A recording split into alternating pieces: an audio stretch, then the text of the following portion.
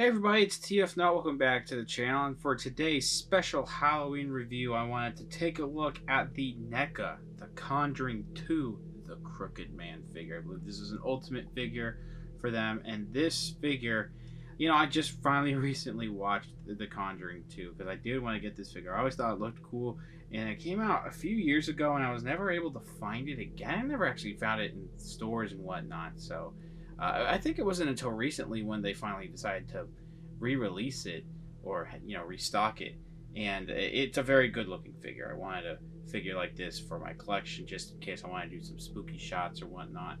And even though this character wasn't in that movie for super duper long, it still was cool enough for me to get the figure, and I got it from NECA's official eBay. So let's go ahead and take a look at the packaging. Top half, it just says The Conjuring 2 with lots of nice writing. It's spooky writing going on around the box. You have the figure right there too, where it's really just a crooked man, and then you have the bottom half here where it says the crooked man right there. On this side, it's going to say the exact same thing on the other side. It's going to say The Conjuring 2 on the side, as well as NECA and Real Toys towards the bottom. Now on the top here, it says The Conjuring 2 with NECA, ages 17 and up, as well as warning choking hazard right there. Now here is a wide shot of the back here, just to give you an idea of all the really awesome toy photography going on here. Here's the top half that just gives you some alternate pieces and whatnot of how this figure looks. And then bottom half here, you can see even more photography and whatnot. It does say The Conjuring 2. It has a little bit of the twisted version of the nursery rhyme of the Crooked Man. It does say all the stuff it comes with towards the very bottom. Now on this bottom here, we do have the credits for who worked on this product, as well as Warner Brothers logo, NECA Real Toys, and the barcode in case you need it if you want to find it in the store somehow. Now when you open it up, this little flap is attached via Velcro. On the left there, you could see some nice photography of the Crooked Man.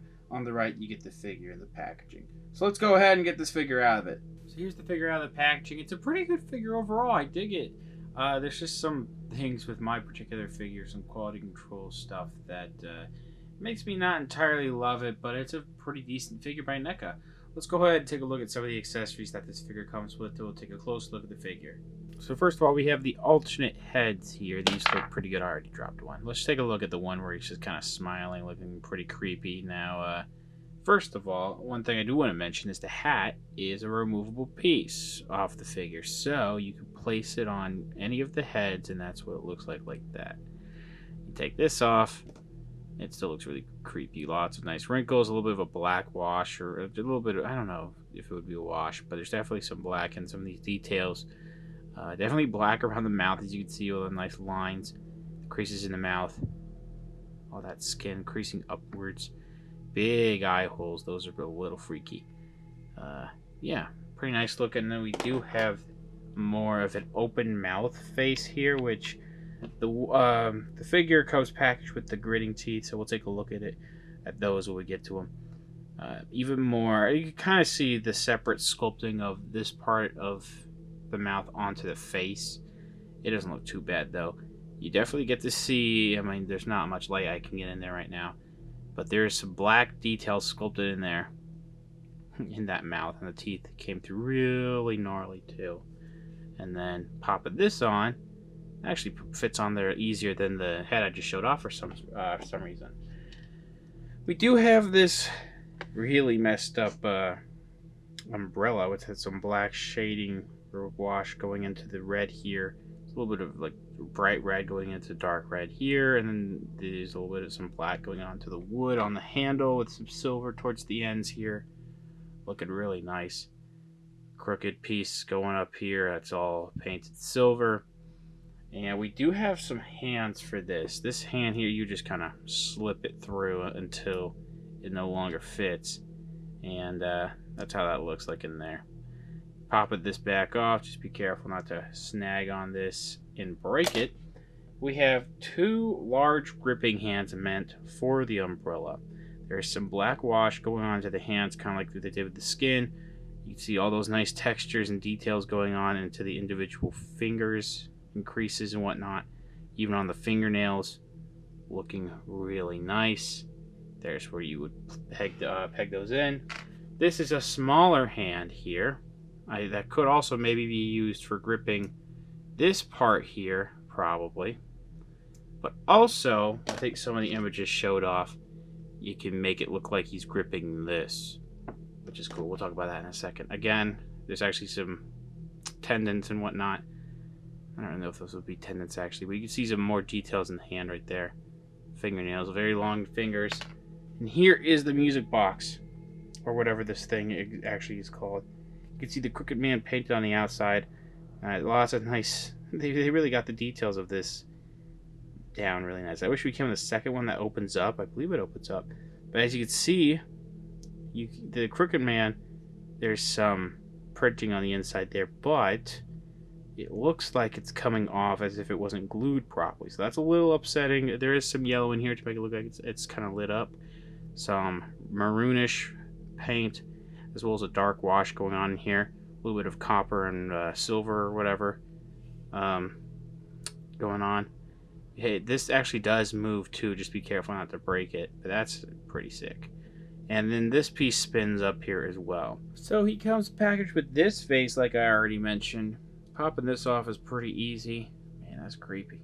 Look at all those nice details, the gritting teeth and the blackened gums. The head is sculpted. I feel like the ears aren't as protruding as... Actually, I don't know. I think with this head, at least, you can see more of the ear hole actually sculpted, whereas these are definitely going more into the head, so it's a little different. It's just very good looking. NECA, you know, even if I'm not super familiar with the character, NECA's going to do a good job sculpting it. That's what the hat looks like on there with this, pretty much everything that is red or maroonish or whatnot. It's got this dark, you know, almost like a black wash on it. Same thing going on here. There's actually some texture on the boiler hat or whatever this is supposed to be. I don't remember. Tribby. I don't know, man. But it just looks good. These glasses, I believe, are either... I think they're glued on here. I don't think they could come off. I don't really want to try that. But you can see that they actually are nicely aligned and centered. Nice black tie right here. A little bit of this yellowish undershirt. There's even some details in the neck right there. The skin looks a little glossy. Lots of nice painting going on. The pinstripes here. Even on the joints, which sometimes the painted joints, you know, the paint can rub off, so that's one thing. Lots of buttons on the center of his torso. Looking really good. Just basic black buttons. Lots of great wrinkles going on. This guy is very lengthy, very skinny. There's the back with some of the wrinkles. Looking like a very wrinkly suit. Some of the cufflinks right there with some buttons. Nice black pinstripes again, like I said. Might be a little bit of some printing mishaps going on here. You see there's just a little bit of a stray black strand there, and not really that like that on the other side. Now we get to the hands here, and as you can see, these look great. Very nice, long, scary fingers with some black paint going on to the hands to bring out some of those details. You can even see a little bit of the forearms there. However, on this arm here, let's take a closer look. I might have to bring down the brightness a little bit, and you can see how that was supposed to be plugged in there and maybe glued is starting to come out, but you know, I pull on it ever so slightly and it won't come out. So it's just a little wobbly. Like, this is a lot more wobbly than it should be compared to this. This is a lot more sturdy. So that's a little disappointing. I think I talked about the coat enough. This part is a soft plastic. I mean, this whole thing is a soft plastic, but you can definitely tell down here on the inside it looks very dirty with that black and wrinkled details right there. Backing up a little bit more, as you can see, we do have pinstripes going all the way down to the legs with some nice wrinkles. Looking really nice. You know, the wrinkles aren't too exaggerated or whatnot. This figure was in the dark a lot of the time, so I feel like, I'm not saying that they skimped out on details. I feel like that they didn't maybe necessarily need to go all out with certain details. Wrinkles are wrinkles and whatnot. They can be different sizes, different you know, extremities or whatever. Not entirely sure if I said that right. But, you know, I'm not going to fault it too much just because I think it doesn't look super duper amazingly detailed, because it doesn't really need to be. It looks good enough. And good enough is still pretty darn good objectively, I think. There's the back of the legs. Now we get down to the boots. You can see all these buttons and whatnot. These brown pieces. I don't know what the hell these would be called, covering the black part of his boots. Very nice long feet there. Looks like there might be a little bit of some splotching or whatnot. I can't really tell. On top of this boot, looks like there's some brown where there shouldn't be. Not the end of the world. A little bit of a bummer, but not too bad. There's the bottom of the feet. So, yeah, you can even see actually on the where there's even some more yellow going on, but because this all soft plastic piece is covering it, you don't really get to see it all that much. We have some interesting articulations. Some areas are a little bit more hindered than others, but the head is not super hindered. That's pretty good. There's this nice head system where you have a peg going into the head, and then you have something up the neck. So it goes up and down really well, side to side, and you know the swivel's good. And you can see with that extra neck articulation there, lots of nice range of motion and whatnot. That's about to pop off. We do have arms that go outward that much. I can get it outward more with this one for some reason. Arms can go all the way around, but it's very stiff on mine. And then, oh boy, there's some, you see some of that plastic going on in there? A little whitening. A little bit of light palette plastic. That's just not great. We have a swivel here that's very stiff, as you can see. It's also a double joint though, so we can swivel at this part here that's also very stiff, but it bends really well. Swivel here at the wrist. Swivels a hinge back and forth, and the hinge is built into the forearm there.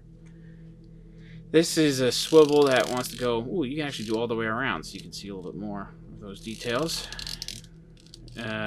Back, forward, back, side to side is not great, not going to lie. And then we do have forward motion like this. This is a soft plastic piece as well.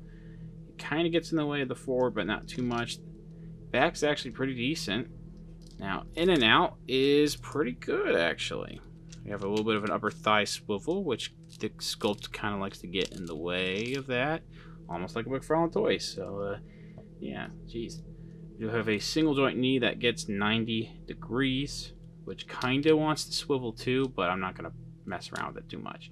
We have a ball jointed foot too. It can go side to side. Up, the down's pretty good. The up is actually not too bad. And then it can also swivel. So the articulation seems fine, but some of it is hindered. So for quick size comparisons, I have a lot of stuff here on the far left. That's the Marvel Legends Retro Collection Spider-Man. Right next to it on the left, that's one of the McFarlane Toys Witcher 3 Geralts. Right next to it on the right, that's going to be the NECA McCready from The Thing. And on the far right, that's a Beskar Mandalorian from Star Wars The Black Series. And it's a pretty tall figure we have in the middle. Definitely taller than standard size 7-inch figures like Geralt and McCready. I feel like it would have been just a tiny bit taller. I don't really remember how tall it was compared to adults in the movie.